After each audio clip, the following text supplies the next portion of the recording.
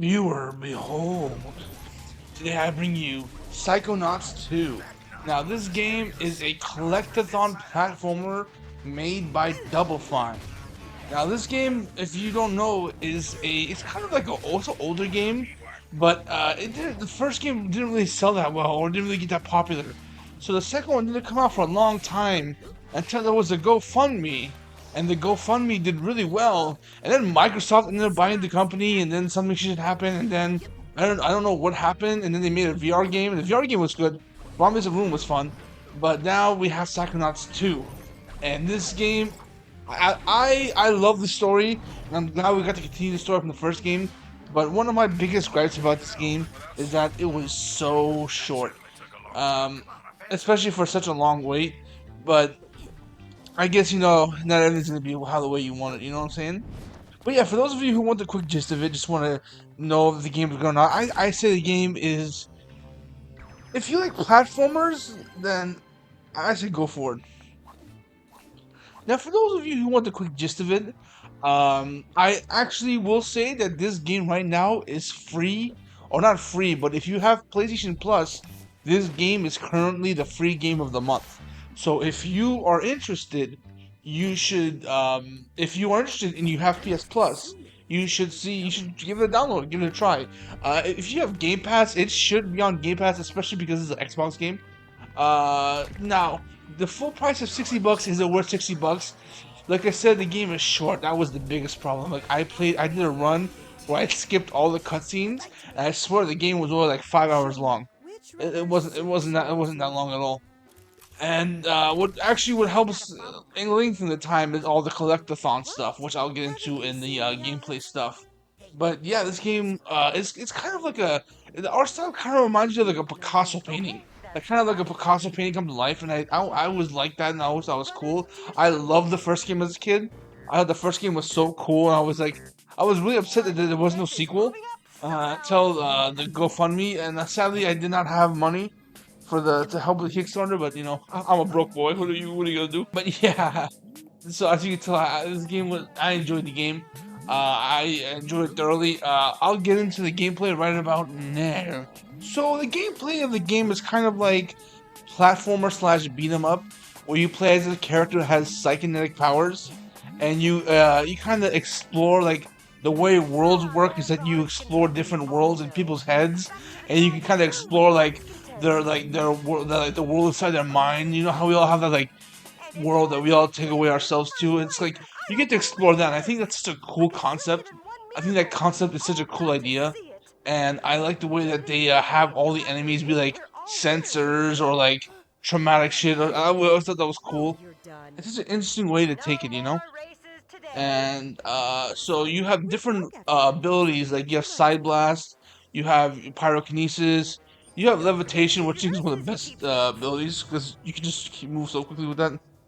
Um, and then there's also moves that they'll give you later on in the game that'll help like defeat enemies, like slowing them down, or Hey, this could be your lucky or you can have like a little you can have like a little clone. And fun fact, the guy who voices the main character of this game is the same voice actor for Invader Zim, and the guy who voices the little, I guess what's it called, the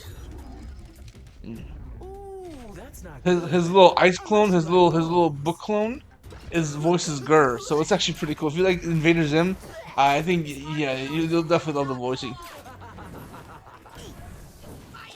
So platform, and it's also a platformer, so you have to jump around, jump over stuff, and like do the level, do the platform as it wants you to, jump on whatnot.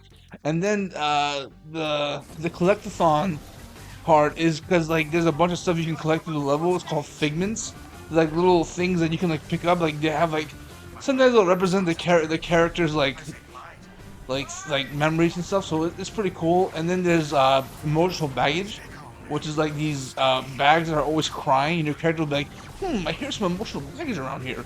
And they're like always sobbing until you find their tag, and when you reunite them with their tag, they become happy again. And then there's also the memory vaults, which I think this is my favorite part. This is where you get like some delicious lore.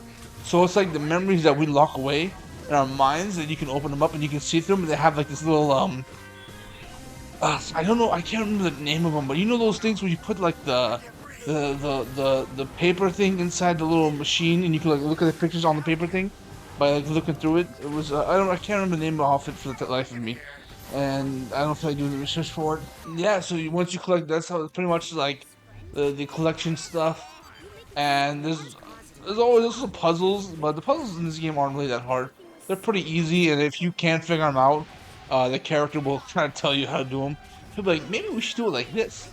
They're like, oh, Mo Derp. So, so yeah, and and it kind of okay. Now let's get on to the story. So the story of the game is takes place right after 3 days after the first game, which is funny because the first game was like fucking 15, 20 years ago. So it takes right after the first. It takes place right after the VR game. So the VR game, you pretty much help rescue Lily's dad, and when you in this game you guys come back, but like Raz goes back down rank because he's an intern. He's not like a he doesn't he's not like a the shit Thorn hooked him up with in the first game doesn't really matter in this game. So he has to start from the bottom class again, and pretty much you have to. So once Raz becomes an intern, you actually find out there might be a mole in the agency.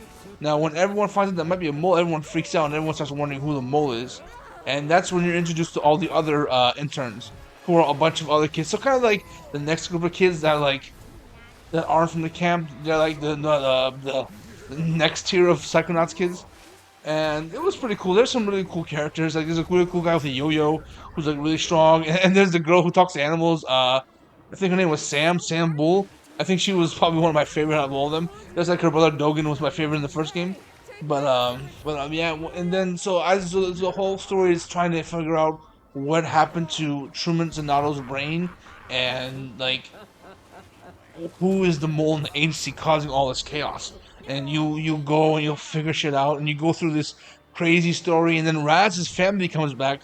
Because if you played the first game was the boss was his dad, because his dad like resented all the Psychonaut stuff, and he actually grows to love it. And actually, he actually I'll wait for spoilers at the end. But yeah, so basically, like his family comes in, and you get to meet the Aquados, and like it's the whole thing, and it all ties together and really well. So yeah, I think this was awesome. This was a fun story. I'm really excited for the third one, but I'll get into that when I get into that next time. Now I personally love this game. I thought this game was a lot of fun, and it was extremely enjoyable. Only problem I had with it is that it was way too short. I feel like the game just is like a little tease. Just gives you a little taste. I wanted so much more. Like you know, it's good when the game. As soon as the game's over, you're just like more, more, more. But it's just I just wanted more, and I was upset when I found out there was going to be no DLC for it. And it doesn't seem like Double Fine is interested in making another one already. They look like they're making this weird house puzzle game, which I guess, hey, all right, you know, that's cool. But well, you Psychonauts 3. But I don't know. We'll see. Maybe it'll take a while because Mr. Schaefer has to write all that stuff down and figure out where he wants to take the game next. Because this game does kind of wrap up the whole Truman story, all that Truman story stuff. So he'll have to go somewhere next, and I'm really interested to see where he goes because this world is such a cool world, and it's such a cool concept and idea of game, you know, like the whole like going into people's minds and like seeing the world, seeing how they see things, and seeing like the world that they live in their heads. And I think that's really cool. I think we all have that little world in us too. So I always thought that was really interesting.